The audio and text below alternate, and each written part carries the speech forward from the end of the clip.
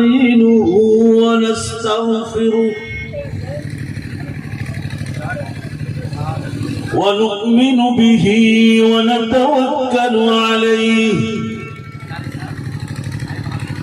ونعوذ بالله من شرور أنفسنا ومن سيئات أعمالنا من يهده الله فلا مضل له ومن يضلله فلا هادي له ونشهد أن لا إله إلا الله وحده لا شريك له ونشهد أن سيدنا ومولانا محمدا عبده ورسوله قال الله تبارك وتعالى في القرآن المجيد والفرقان الحميد أعوذ بالله من الشيطان الرجيم بسم الله الرحمن الرحيم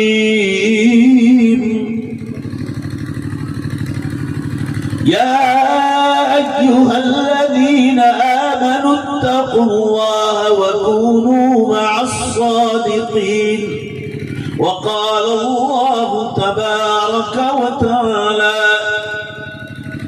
يرفع الله الذين آمنوا منكم والذين أوتوا العلم درجات وقال النبي صلى الله تعالى عليه وسلم من سلك طريقا يلتمس فيه علما سهل الله له طريقا إلى الجنة صدق الله مولانا العظيم وصدق رسوله النبي الأمي الكريم ونحن على ذلك لمن الشاهدين والشاكرين والحمد لله رب العالمين. زور سے ایک بار درود شریف پڑھ لیں. اللهم صل على سيدنا ونبينا وشفيعنا وحبيبنا وسندنا مولانا محمد صلی اللہ علیہ وسلم. کوئی بھی بات پوچھی جائے تو ذرا زور سے جواب دیا کرو تاکہ معلوم ہو کہ ہم زندہ قوم ہیں، مری ہوئی قوم نہیں. بے شک اللہ تعالی ہمیں جوش و خروش کے ساتھ بیٹھنے کی توفیق عطا فرمائے. آمین. ویسٹ بنگال کلکتہ کے مسلمانوں اس وقت مدرسے کی بنیاد رکھی جا رہی ہے اور انشاءاللہ اسی میں ایک سکول کی بھی بنیاد ہوگی. انشاءاللہ گویا دین اور دنیا کا سنگم رکھا جائے. بے شک اس نسبت سے میں نے قرآن پاک کی آیات شریفہ اور ایک حدیث پاک کا سہارا لیا. بہت کام کی بات چند منٹوں میں ختم کرنا ہے.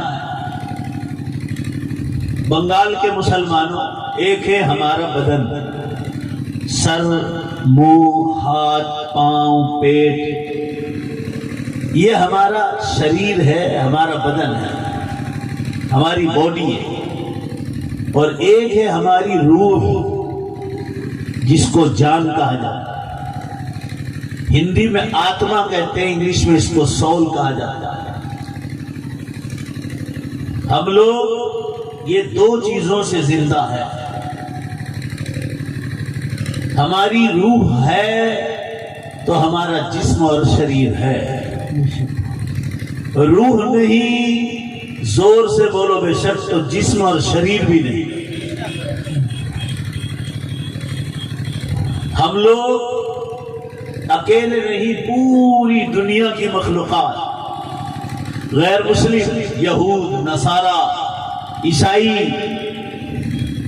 پارسی، دلت،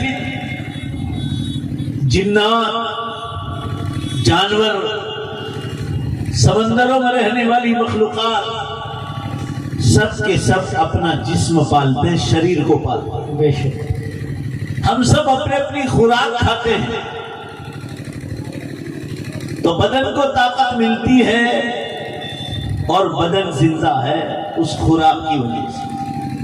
تو ہم لوگ جسم اور شریر پر تو بہت محنت کرتے ہیں، رات دن نوکری دھندا، کھیتی باڑی، بزنس، بیپار، یہ سب بدن کو پالنے کے لیے ہے، شریر کو پالنے کے لیے۔ مگر ہمارے اندر ایک چیز ہے، روح، جان، آتما، سول، اس کو پالنے کے لیے ہم کوئی محنت نہیں کرتے۔ اگر بدن کی خوراک اور غذا ہے، ارے ذرا زور سے بولو نا بے شک، تو روح کی بھی خوراک ہے۔ بے شک بے شک زور سے بولو بے شک، بے شک آپ زور سے بولو بے شک، روح کی بھی خوراک ہے، اور وہ روح کی خوراک ہے ایمان، اسلام، اللہ کے حکم، نماز، روزہ، زکوٰۃ، حج، قربانی، تلاوت، ذکر اللہ، درود شریف، استغفار، قربانی، صلاۃ التہجد، اشراق، اوابین، ماں باپ کی خدمت، پڑوسی کا حق، جانوروں کا حق، راستوں کا حق، حلال روزی، گویا اللہ کے حقوق اور بندوں کے حقوق، یہ روح کی غذا ہے۔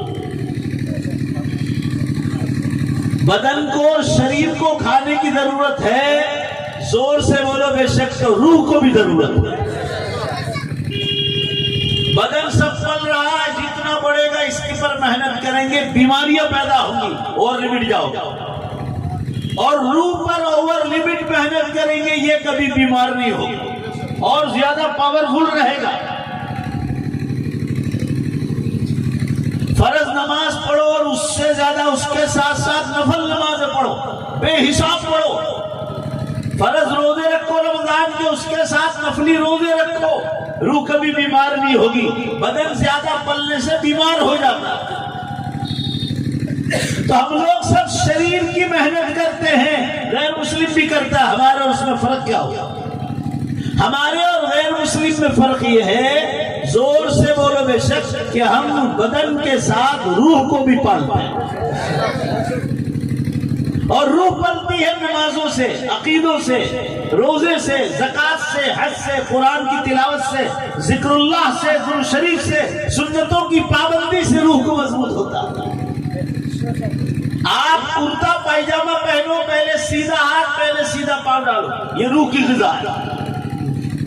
پھر الٹا پاؤں، پھر الٹا ہاتھ، نکالتے وقت پہلے الٹا ہاتھ، الٹا پاؤں، پھر سیدھا ہاتھ، پھر سیدھا پاؤں، یہ روح کی غذا ہے۔ اور پہنتے وقت الٹا ہاتھ ڈالا، یہ آپ شریر کو پال رہے ہیں، روح کو نہیں پال رہے۔ آپ سنت کے خلاف کیا، روح کو اپنے بھوکا رکھا۔ چپل پہنو، پہلے سیدھا پاؤں، پھر الٹا پاؤں، یہ نبی کریم صلی اللہ علیہ وسلم کی سنت۔ بولو نے بھائی انشاءاللہ، بولو نے کرو گے انشاءاللہ۔ نکالتے وقت پہلے الٹا پاؤں، پھر سیدھا پاؤں، پائجامہ ہو، لنگی ہو، کچھ بھی ہو، پہلے سیدھے ہاتھ سے، سیدھے پاؤں سے۔ مسجد میں جاؤ، پہلے دعا پڑھتے سیدھا پاؤں رکھو، نکلتے وقت الٹا پاؤں، یہ روح کا خوراک ہے۔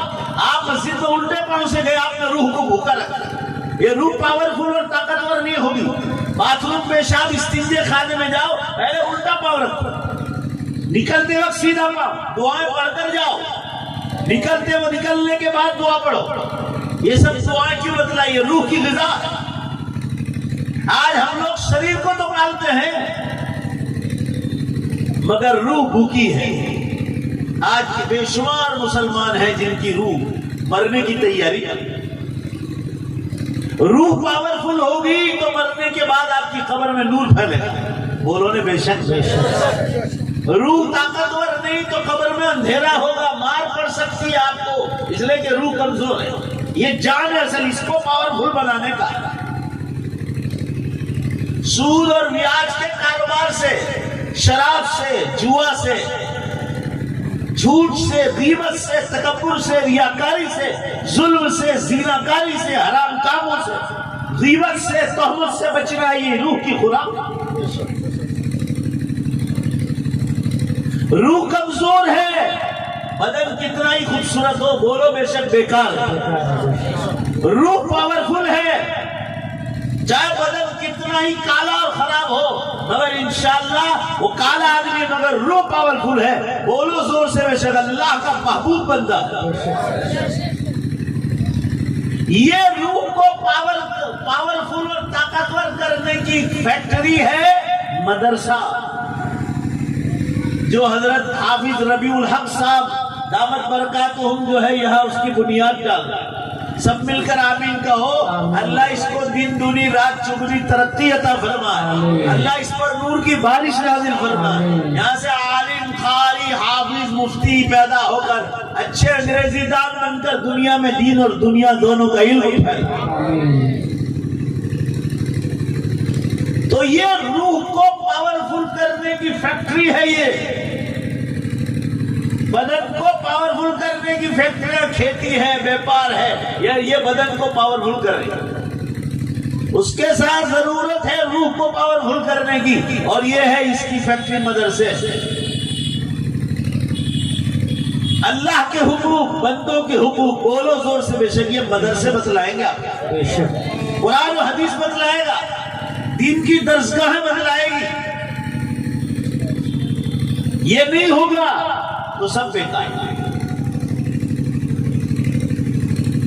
یہ اس کا کارخانہ ہے روح کو پالنے کا۔ انسان طاقتور بنتا ہے روح کے پلنے سے، اور یہ ہوگا مدرسوں میں۔ مدرسوں میں کون ہے؟ اللہ والے ہیں، علماء کرام ہیں، ان کی صحبت کا حکم ہے تو روح طاقتور بنے گی۔ آپ صلی اللہ علیہ وسلم نے ارشاد فرمایا علیکم بمجالس العلماء، تمہارے لیے ضروری ہے کہ عالموں کے پاس بیٹھو، کلیکٹر کے پاس نہیں، معاملتدار کے پاس نہیں، ممبر آف پارلیمنٹ کے پاس نہیں، ودھائک کے پاس نہیں، حکم دیا عالموں کے پاس بیٹھو۔ زور سے بولو سب مل کر، کس کے پاس؟ عالموں۔ کیوں بھائی عالموں کے پاس؟ کیونکہ اللہ آسمان و زمینوں کا مالک، فرمایا جیسے برسات کے پانی سے اللہ تعالیٰ مردار زمین کو زندہ کرتا ہے، زور سے بولو بے شک عالموں کے پاس بیٹھنے والے مردہ دلوں کو بھی وہ زندہ کرتا ہے۔ عالموں کے پاس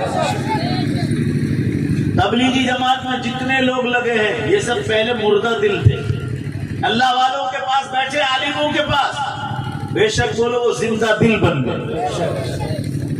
خانقاہوں میں جو لگے مردار دل تھے سب زندہ دل بن گئے۔ یہ مدرسوں میں جو علماء تھے ان کے ماں باپ بھی مردہ دل تھے، انہوں نے اپنے بچوں کو مدرسوں میں بھیجا، حافظ قاری اور عالم بنایا، اولاد تو زندہ دل بن گئی، بولو بے شک اولاد کو دیکھ کر ماں باپ بھی زندہ دل بن گئے۔ یہ ہوگا مدرسوں کی تعلیم سے، عالموں کے پاس بیٹھنے سے۔ یہ فیکٹری، یہ کارخانہ بننے جا رہا ہے، جنہوں نے اس پر پیسہ لگایا ابھی جو لیا، جنہوں نے ارادے کیے اور بھی ارادہ کریں گے، بولو بھائی انشاءاللہ کہو، کما کر ارادے کریں گے انشاءاللہ۔ اور جنہوں نے آج تک زمین کے لیے پیسہ دیا، لکھوایا، یا مدرسہ قرضدار ہے، آپ ان کو پوچھو ان کا قرض پورا کرو، یہ صدقہ جاریہ ہے، آپ قبر میں ہوں گے اور لوٹتے رہو گے نیکیاں انشاءاللہ۔ اور علم ينتفع بها، آپ اس علم کے پیچھے پیسہ لگاؤ، جتنا اس کا فیض پہنچے گا آپ کی قبر میں نور پھیلے گا۔ مسلمانوں آپ کے مرنے کے بعد آپ کی قبر پر کوئی نہیں آئے گا، بھائی پورا مجمع جواب تو کوئی آئے گا؟ کوئی یاد نہیں کرتا۔ اور آج کا مسلمان بے وفا ہے، قیامت کے کنارے پر کھڑا ہے۔ آج کے مسلمانوں میں آپس میں محبت ہی نہیں، آخری زمانے کا مسلمان ہے، موت اور قیامت کا نام لینا نہیں چاہتا، بس دنیا دنیا دنیا دنیا۔ اگر آپ کو اپنی قبر میں نور پھیلانا ہے تو یہ مدرسے پر اپنے پیسے ڈالو، کوئی قبر پر نہ بھی آئے، اللہ آپ کے ساتھ انشاءاللہ، یہاں سے آپ کو ثواب ملتا ہی رہے گا۔ صدقۃ جاریہ، ہمیشہ صدقہ جاریہ آپ کو ثواب ملتا رہے گا، بہت بڑی نیکی۔ حضور اکرم صلی اللہ تعالی علیہ وسلم کو اللہ تعالیٰ نے نبی بنایا، آپ پر اپنا فیض خداوندی اتارا آپ صلی اللہ علیہ وسلم پر، تو آپ کو اللہ کے کلام کی اور اللہ کی وحی کی صحبت ملی تو آپ اللہ تعالیٰ نے نبیوں کے سردار بنا۔ بے شک صحابہ کرام جو سورج اور چاند کی پوجا کرتے تھے، پتھر اور جھاڑ کی پوجا کرتے تھے، بولو بے شک آپ صلی اللہ علیہ وسلم کی مبارک صحبت میں آ کر صحابہ کرام بن گئے۔ کوئی ابو بکر صدیق رضی اللہ عنہ بنا، کوئی عمر فاروق، کوئی عثمان، کوئی علی مرتضی، کوئی عثمان غنی رضوان اللہ علیہ مجمعین، کوئی کیسا بنا کوئی کیسا بنا۔ یہ نیک صحبت یہ مدرسوں میں دی جاتی ہے۔ یہاں سے جو علماء تیار ہوں گے مسجد کو ملیں گے امام، مدرسوں کو استاد ملیں گے، بڑے بڑے مدرسوں کو محدث اور مفسر اور قاری اور مفتی ملیں گے۔ اسی مدرسوں سے علماء تیار ہوں گے، بولو بے شک وہ تبلیغی جماعت کو بھی ملیں گے، بولو نا بھائی زور سے بے شک۔ یہیں سے تیار ہوں گے وہ خانقاہ کے بزرگان دین بنیں گے، لوگوں کی صحبت، لوگوں کی مسلمانوں لوگوں کی صلاح و تقوی کا سبب بنے، اصلاح کا سبب بنے۔ یہ مدرسہ ہے، یہاں سے روح کو پاور ملتا ہے، طاقت ملتی ہے۔ بس ایک دو قصہ 2-3 منٹ کا سنا دوں، ذرا دھیان سے سنو کہ یہ مدرسوں کی صحبت سے کیا ملتا ہے۔ آپ صلی اللہ تعالی علیہ وسلم مدینہ منورہ میں ہیں، سخت گرمی کا زمانہ ہے، آپ گھر میں تشریف لائے اور اوپر کا جبہ مبارک نکال دیا آپ نے، لنگی مبارک پہنے ہوئے، دھیان سے سنو۔ سیدہ عائشہ رضی اللہ عنہا آپ کی پاک بیویوں میں سے ہے، وہ پاس بیٹھی ہے،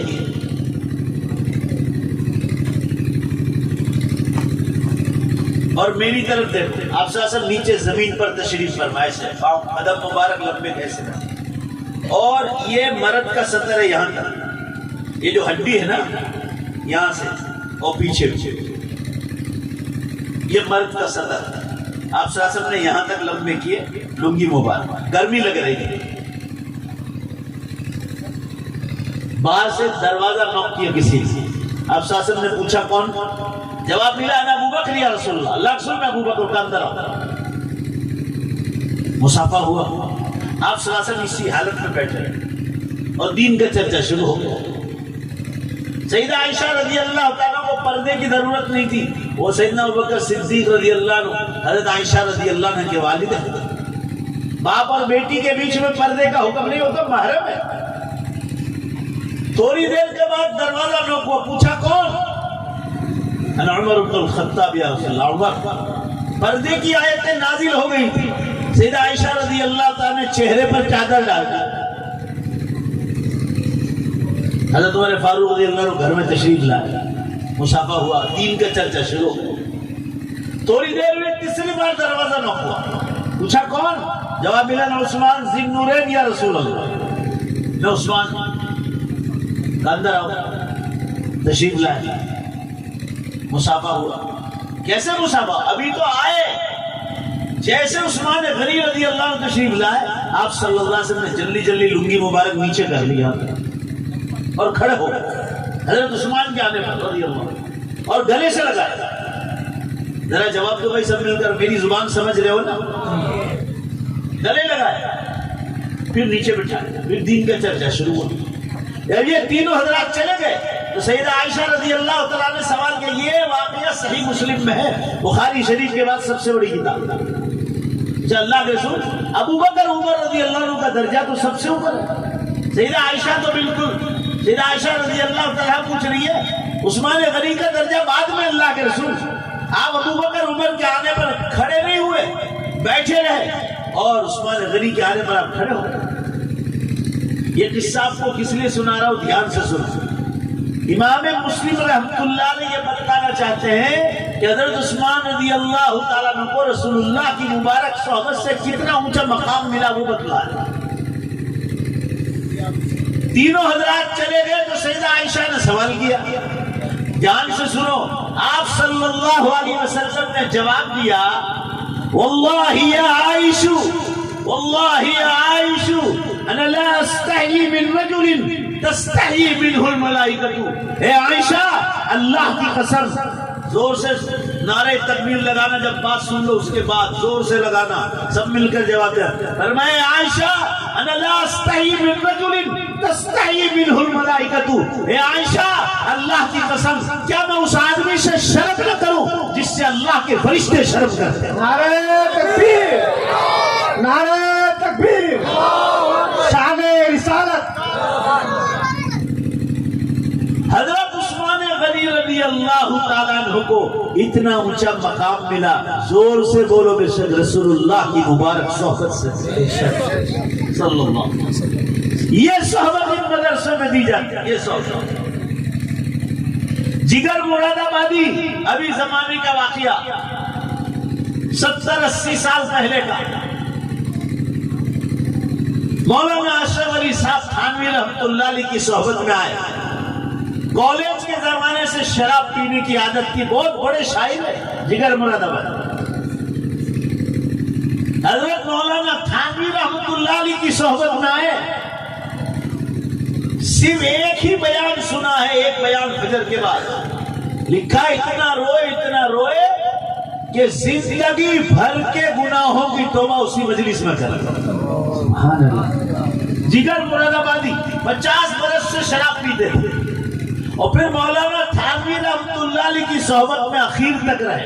حضرت تھانوی رحمۃ اللہ علیہ کا منفوذ دھیان سے سنو، فرمایا کہ جگر ہمارے تھانہ بھون آ کر ولی کامل بن، ولی کامل بن۔ اچھا سنیے، جگر مراد آبادی نے خود کہا ہے کہ اگر مجھ سے کوئی پوچھے کہ اللہ والوں کے پاس بیٹھ کر کیا ملتا ہے تو میں جواب دیتا ہوں اپنے بارے میں، چلو دیکھنے تماشا جگر کا، چلو دیکھنے تماشا جگر کا، سنا ہے وہ کافر مسلمان ہو گیا۔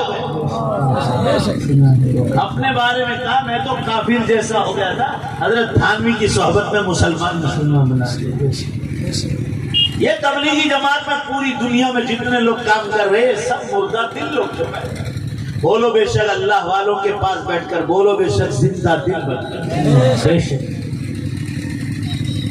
کہنے کا منشا یہ ہے مسلمانوں، یہ جو مدرسہ بن رہا ہے آپ اس کو چھوٹی چیز نہ سمجھیں۔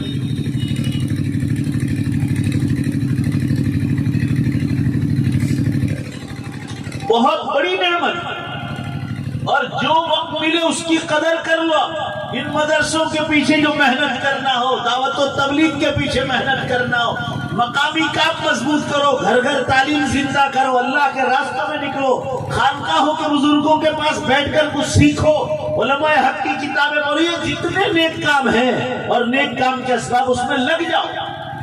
اب قیامت بہت قریب ہے، بڑی نشانیاں شروع ہو گئی۔ مکہ معظمہ کے امام شیخ ماہر معطلی حفظہ اللہ ورعاہ، عربی جاننے والے علماء سے کہو کہ گوگل پر ان کا خطبہ، لاک ڈاؤن سے تالا بندی سے پہلے انہوں نے جو 50 لاکھ کے بیچ میں عرفات کے میدان میں خطبہ دیا تھا، اس میں انہوں نے قسم کھا کر کہا ہے واللہ الامہ قد اختتمت اشراط الساعة الكبرى تقریبا والامہ غافلۃ ونائمۃ، اللہ کی قسم قیامت کی بڑی نشانیاں زیادہ تر ختم ہو گئی اور امت غفلت میں سو گئی۔ مسلمانوں، آپ صلی اللہ علیہ وسلم نے قیامت کی نشانیوں میں کیا بتایا تھا؟ جب دنیا میں جھوٹ، شراب، جوا، ناچ گان، دھوکہ بازی، ناچ، رشوت، ظلم اور زینہ کاری بڑھ جائے گی، زینہ کاری۔ وبعدها سنوات الزلازل، اس کے بعد زلزلے اور بھوکمپ کے برس قیامت تک شروع ہو جائے۔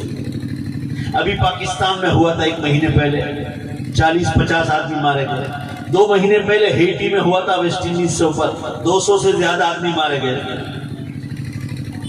آج ہمارے سورت شہر گجرات کے پاس ولساڑ ایک شہر ہے، وہاں 3.4 کا بھوکمپ ہوا، آج بھی ہوا۔ آپ کے بنگال میں بھی بہت بھوکمپ ہو رہے ہیں، جواب کو بھائی بولو، ہو رہے نہیں ہو رہے؟ پوری دھرتی ہل رہی ہے۔ یہ قیامت کی سب سے پہلے نشانی ہے۔ 2000 سال سے مسلمانوں کو سمجھا رہا ہوں قیامت قریب آ گئی، بڑی نشانیاں شروع ہو گئی، دنیا کو چند برس باقی رہ گئے۔ جھوٹ، شراب، جوا، ناچ گان، دھوکہ بازی، لاچ، رشوت، ظلم، زینہ کاریاں، وبعدها سنوات الزلازل، اس کے بعد بھوکمپ کے برس قیامت تک شروع ہو جائیں۔ آپ لوگ مجھے دیکھ رہے تھے، میں موبائل میں دیکھ رہا تھا، کبھی کبھی ٹاور چھوٹ جاتا تھا، ابھی میں دیکھ رہا تھا گوگل مار کر یہی کہ آج کتنے زلزلے ہوئے. آج ابھی میں بیان سے پہلے میں نے دیکھا 133 زلزلے پوری کائنات میں ہو چکے. رات 12 بجے پورا رپورٹ آئے گا. 200 جھٹکے آ رہے, 200 جھٹکے, زمین ہل رہی ہے, سمندر جھٹکے مار رہا ہے. یہ الارم ہے قیامت کی, گھنٹی بج رہی. آپ صلی اللہ علیہ وسلم نے فرمایا جب دنیا گناہوں سے بھر جائے گی, اذا ابتلت الارض بالمعاصی, پھر اللہ تعالیٰ کیا کرے گا؟ ٹائم میں سے برکت اٹھا لے. مشکات شریف کتاب الفتن کی روایت ہے, 1 برس 1 مہینے کے برابر ہو جائے گا, مہینہ ہفتے کے برابر, ہفتہ دن میں دن, گھنٹے میں گھنٹہ, منٹ میں منٹ, سیکنڈ میں بدل جائے. پورا مجمع جواب دو, بے شک بولو بھائی, بولو ذرا جواب دو, ہاں کہ نہیں میں بولو. ٹائم میں برکت ہے؟ بولو بھائی ہے نہیں. ٹائم میں سے برکت اٹھا لی ہے, قیامت کی نشانی ہوگی. اور تازہ نشانی بتلاؤں, آپ صلی اللہ علیہ وسلم نے فرمایا یقبض العلم بقبض العلماء, اللہ تعالیٰ علم کو اٹھا لے گا, قرآن حدیث کے علم کو, عالموں کو اٹھا لے گا. 2000 کے قریب علماء لاک ڈاؤن میں کورونا کی بیماری میں شہید ہو گئے. 2000 کے قریب انڈیا میں, دنیا بھر میں تو ہزاروں علماء چلے گئے. یہ تازہ نشانی ہے مسلمانوں.